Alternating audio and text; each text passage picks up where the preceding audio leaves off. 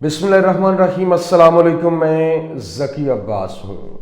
नाज़रीन, आज 18 जनवरी है, हफ्ते का दिन है और बिलाखिर वो दिन आन पहुंचा है जिसका उम्मत मुसलमान को बड़ा बेसब्री के साथ इंतज़ार था, क्योंकि पिछले चंद दिनों से जो एक आंख मचोली का खेल जारी था और बिलखुसूस जंग बंदी के हवाले से इंटरनेशनली अनाउंसमेंट भी हो चुकी थी और ट्रंप की जानिब से ऐलान भी कर दिया गया था, लेकिन जो नेतन्याहू है और उसकी काबीना की जानिब से दस्तखत नहीं किए जा रहे थे, जबकि स्टीव विटकॉफ जो कि ट्रंप का नुमाइंदा है उसकी जानिब से बाकायदा तौर पर फोन करते हुए एक धमकी लगाई गई और एक फोन कॉल के अंदर कहा गया कि 24 घंटे के अंदर अंदर इसके ऊपर अमल दरामद होना चाहिए, क्योंकि डोनाल्ड ट्रंप 20 तारीख को ऑफिस होल्ड करने जा रहा है और उसकी जानिब से स्पीच भी करनी है। तो उससे पहले पहले ये तबादला जो है वो होना चाहिए। क्योंकि डोनाल्ड ट्रंप ने ये ऐलान कर दिया है जंगबंदी के हवाले से। और फिर रात गए खबर ये सामने आई कि जो नेतन्याहू है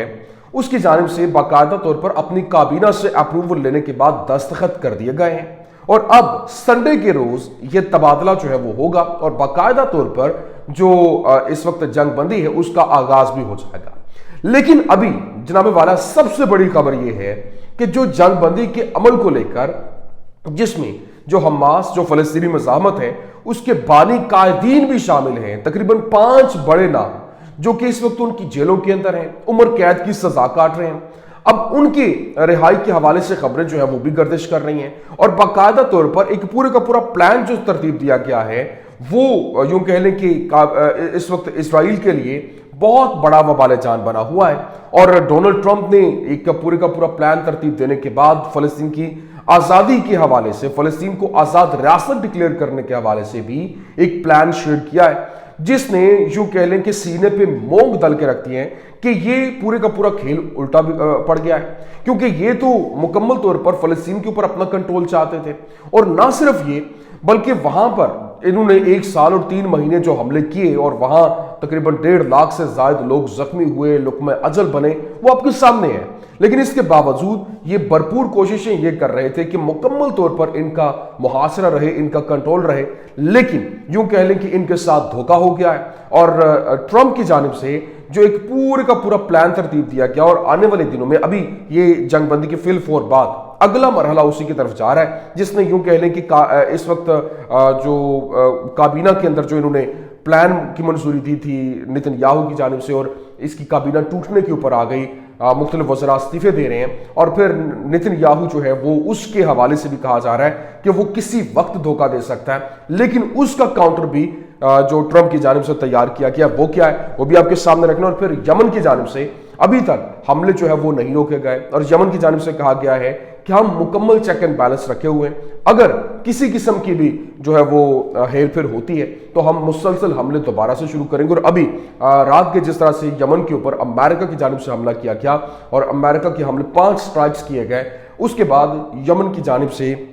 अमेरिकी जंगी बहरी बेड़े को निशाना पे लिया गया और वहां पर उसके ऊपर हमला किया गया। कैसे ये तमाम डिटेल्स 1 बाय 1 आपके सामने रखते हैं। अच्छा नाज़रीन, सबसे पहले तो मैं आपको बता दूं, देखें अल जज़ीरा की जानिब से रिपोर्ट किया गया और बताया गया कि जो सालिसों ने आज इस्राएली हुकूमत की मंजूरियों को हतमी शक्ल देने के लिए नेतन्याहू के ऊपर दबाव डाला और जो हमास ने पहले दिन कैदियों की हवालगी में सहूलत फराहम करने के लिए मुआहदा शुरू होने से पहले 48 घंटों की खामोशी की शर्त रखी है और इतवार को मुआहदा शुरू होने से पहले मैदान में अमन का एक मरहला जो है वो कायम करने और बमबारी को रोकने के लिए सालिसों की तरफ से अहम तरीन कोशिशें की जा रही हैं। और कतर के वज़ीर आज़म ने इंकशाफ किया है कि यह जंगबंदी मुआहदा अब कबूल किया गया, जैसा कि दिसंबर 2023 के अंदर पेश किया गया था और 13 महीने जाया हुए, जबकि बातचीत की तफसीलात जिनका कोई मतलब नहीं है और किसी एक जिंदगी के काबिल नहीं है जो हमने खो दी है। और अब जनाबे वाला उनकी जानिब से साथ ही साथ मुख्तलिफ चीजें खुलकर सामने आई। मैंने पहले भी आपको कहा था कि यह वही मुआहदा है जो कि पहले फलस्तीनी मज़ाहमत की जानिब से पेश किया गया था, लेकिन इसको मानने से इनकार किया गया था और अब उसी के 1 साल बाद वही मुआहदा जो है वो नाफिजुल अमल हो रहा है और उसी को तस्लीम भी किया जा रहा है इतना नुकसान उठाने के बाद। लेकिन अब गजा की पट्टी में जंगबंदी की मुआहदे की नाफिज होने के बाद जो फलस्तीनियों की हलाकतों को वसूल करने की जो तैयारी के लिए शमाली सेना के अस्पताल के अंदर अस्पतालों में तिब्बी टीमों की तादाद में इजाफा हो रहा है और शेख ज़ुवैद, बैरुल अब्द और अरीशा अस्पतालों के अंदर अद्वियात की ज़ख़ीरा की वाफर मिकदार को यकीनी बनाया जा रहा है। لیکن جو چینل اسرائیلی چینل ہے I-24 اس نے بتایا اس وقت تل ابیب یونیورسٹی سے یامید مالول شامانائی جو اس کا ایک خاتون ہے وہ اس نے جو ہے وہ کہا کہ ٹرمپ نے جس طرح سے ہمارے ساتھ کھیل کھیلا ہے اور جس سے توقع کی جا رہی تھی کہ وہ شیر کی طرح طاقت اور حوصلے کے ساتھ کام کرے گا، اور در حقیقت وہ گھر کی بلی کی طرح طور پر نمودار ہوا اور وہ کسی نہ کسی طریقے سے سب کی رہائی کو یقینی بنا سکتا ہے، لیکن اس نے اپنا وعدہ توڑ دیا جس میں اس نے اعلان کیا تھا کہ وہ غزہ کو جہنم واصل کرے گا۔ مطلب یہ جس طرح سے ایک کہتے ہیں نا کہ وہ اس نے کہا تھا کہ اگر آپ نے ایسا نہ کیا تو ہیل کے اندر تبدیل کر دیا جائے گا۔ اب ہارٹیز اخبار جو ان کا اسرائیلی اخبار ہے اس نے بتایا کہ اسرائیل کی جانب سے 15 سال سے زائد جو سزا پانے والے 600 قیدیوں، عمر قید کی سزا پانے والے 290 قیدیوں اور غزہ کی پٹی سے 100 خواتین قیدیوں کی رہائی متوقع ہے،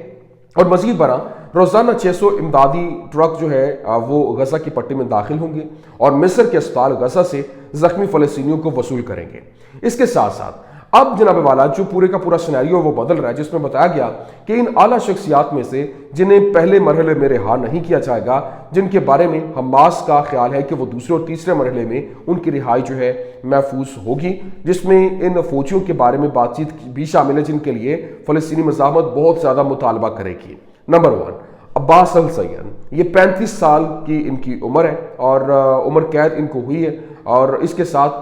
پارک ہوٹل بام دھماکے کے پیچھے ماسٹر مائنڈ اور اسرائیل میں جو مہلک ترین حملوں کے اندر جو ہے وہ ایک حملہ کرنے والے بندے یہ تھے۔ اور پھر دوسرا جو تھا وہ ابراہیم حامد ہے جس کی عمر 54 سال ہے اور عمر قید کی سزا ہے، جبکہ دوسرے انتفاضہ کے دوران جو حماس کے عسکری ونگ کا ایک رہنما ہے اور اس عرصے کے دوران تمام تر کارروائیوں کا ذمہ دار بھی ہے۔ پھر نمبر 3 جو عبداللہ برغوثی ہے جن کی عمر 67 سال ہے اور عمر قید اس کو بھی ہے اور حماس کا یہ فوجی انجینئر تھا۔ جبکہ نمبر 4 حسن سلامہ جو کہ 40 سالہ ہے اور عمر قید کی سزا کاٹ رہا ہے، جبکہ یحییٰ عیاش کا قریبی دوست جس نے عیاش کے قتل کے بدلے میں بم دھماکوں کی ہدایت کی، اور پھر 5واں الفتح رہنما مروان برغوثی ہے جو کہ 5 سال جو ہے وہ اس کو ہو گئے اور یہاں پر عمر قید کی سزائیں جو ہے وہ ابھی بھی کاٹ رہا ہے۔ جبکہ یہ جو عبرانی چینل ہے کان اس کی جانب سے اس حوالے سے یہ رپورٹ کیا گیا، اور یہ لوگ ان لوگوں کی بھی جو ساتھ ہی رہائی کے حوالے سے خبریں وہ بھی گردش کر رہی ہیں، اور یہ اسرائیلی میڈیا جو ہے وہ اس کو رپورٹ کر رہا ہے۔ اور اگر ایسا ہوتا ہے تو یوں کہہ لیں کہ جس طرح سے وہ I-24 نے رپورٹ کیا اور کہا کہ جو ڈونلڈ ٹرمپ ہے وہ تو بالکل اسی طرز کے اوپر چل رہا ہے کہ وہ پوری کی پوری پلاننگ اسی طرح سے کسی کو بھی ریلیز کرنے کے حوالے سے کہہ سکتے ہیں اور معاملات بگڑ سکتے ہیں۔ لیکن ابھی اگر ایسا ہو جاتا ہے تو یہ بہت بڑا سیٹ بیک ہوگا اسرائیل کے لیے، کیونکہ یہ وہ لوگ ہیں جنہوں نے اسرائیل کے لیے ایک ایسا پلان ترتیب دیا کہ وہ جو اس نہج کے اوپر پہنچے وہ انہی کی وجہ سے۔ اب جناب والا دوسری جانب جو ایک سچویشن ہے وہ بڑی تیزی کے ساتھ بدل رہی ہے، اور قیدیوں کے تبادلے کے معاہدے اور جنگ بندی کے خلاف احتجاج کے لیے درجنوں اسرائیلی آبادکار جو ہیں وہ غزہ کی سرحد پر پہنچے، اور اسرائیلی فوج کو فوری طور پر علاقے میں روانہ کیا گیا کہ وہاں پر پہنچ کے حالات کو کنٹرول میں لیں۔ لیکن ابھی جو نتن یاہو کے دفتر نے اعلان کیا کہ اسرائیلی کابینہ نے باضابطہ طور پر جنگ بندی اور تبادلے کے معاہدے کی منظوری دے دی ہے، اور عمل درآمد اتوار کو دوپہر 12 بجے سے شروع ہوگا اور تبادلے کا عمل شام 4 بجے شروع ہوگا، جبکہ تکرار، تاکید اور خون ریزی کو روکنے کے لیے جنگ بندی کے نفاذ کے 7 دن بعد تک بے گھر افراد شمالی غزہ واپس نہیں جا سکیں گے، اور واپسی پیدل الرشید کوسٹل روڈ کے راستے ہوگی، جبکہ جو بھی اپنی گاڑی کے ساتھ واپس آنا چاہتا ہے اسے جنگ بندی کے نافذ ہونے کے بعد 22ویں دن تک کا انتظار کرنا پڑے گا۔ کیوں؟ کیونکہ واپسی پھر صلاح الدین روڈ کے راستے ہوگی۔ جو لوگ نظام الاوقات پر عمل نہیں کرتے وہ اپنے آپ کو بہت زیادہ خطرے میں ڈال دیں گے، اور پھر مشرقی، شمال اور جنوبی سرحدوں کے قریب ایک بفر زون قائم کیا جائے گا جس کی گہرائی 700 میٹر ہوگی، اور پھر 5 علاقوں میں یہ غزہ کے اندر 1.1 کلومیٹر تک پھیلے گا۔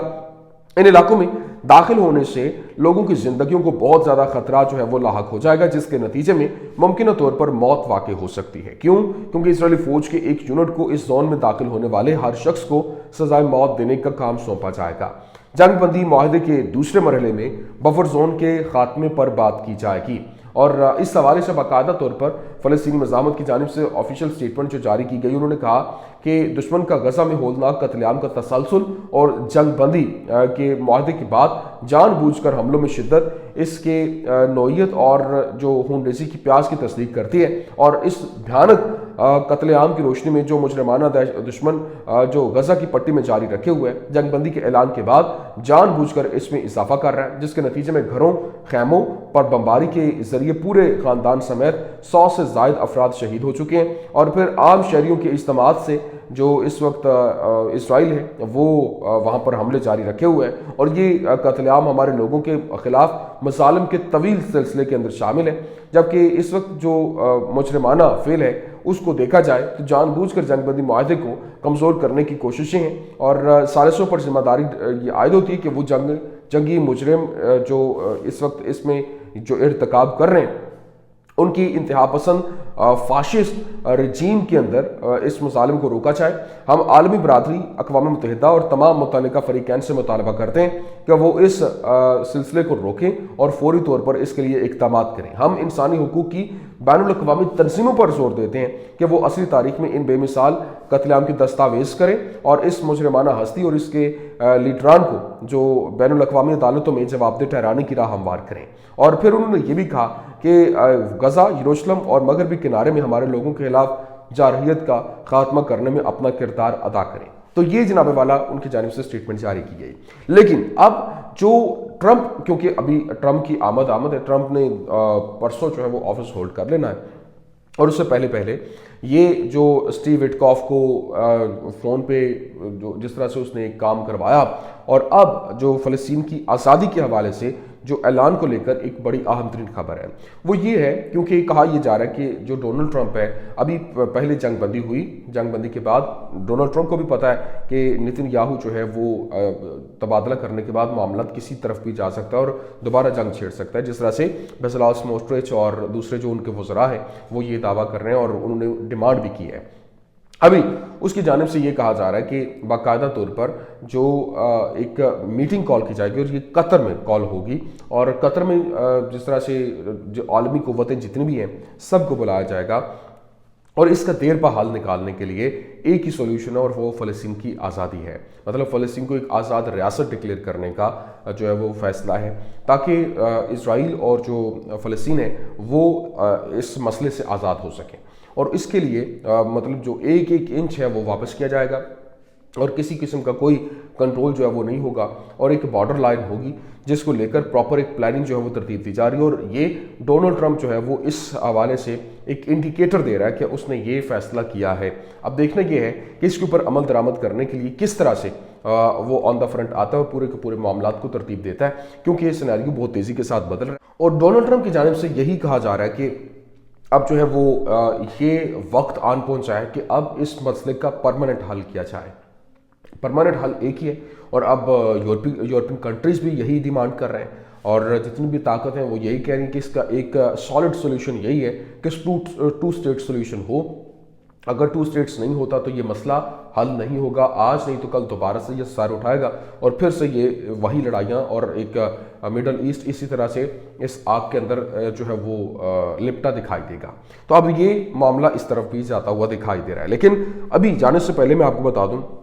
کیونکہ جس طریقے سے اس وقت امریکہ کی جانب سے 5 سٹرائکس کیے گئے، اور 5 سٹرائکس کرتے ہوئے انہوں نے